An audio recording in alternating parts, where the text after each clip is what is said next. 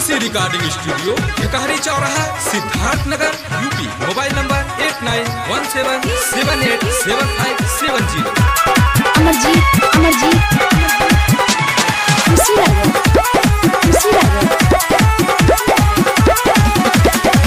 खुशी जहाजी घरे काम करे के मन नहीं करे। हवा जहाजी घरे काम करे के मन नहीं करे। छोड़ी देव राजा जी हम घर वहाँ के झमेला झमेला। चला चली जिगना धाम मेला राजा जी चली जिगना धाम मेला। चला चली जिगना धाम मेला। अमरजीत खुशी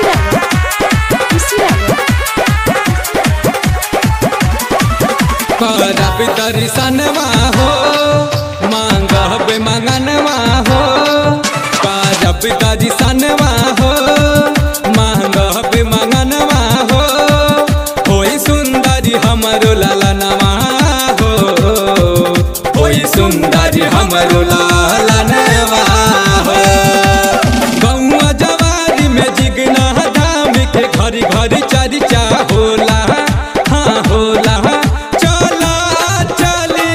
जिगना धाम मेला राजा जी चली जिगना धाम मेला। चला चली जिगना धाम मेला। अमरजीत खुशी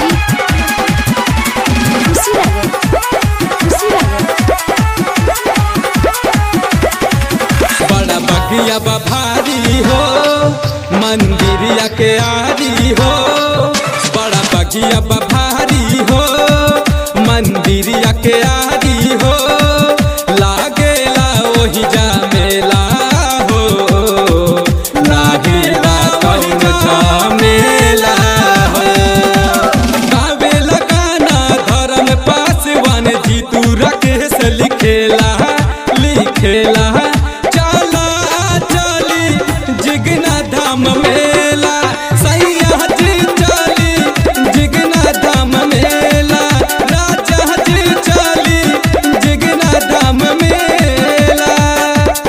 हवा राजा जी घरे काम करे के मन नहीं करे। छोड़ी देव राजा जी हम घर वहाँ के झमेला झमेला। चला चली जिगना धाम में।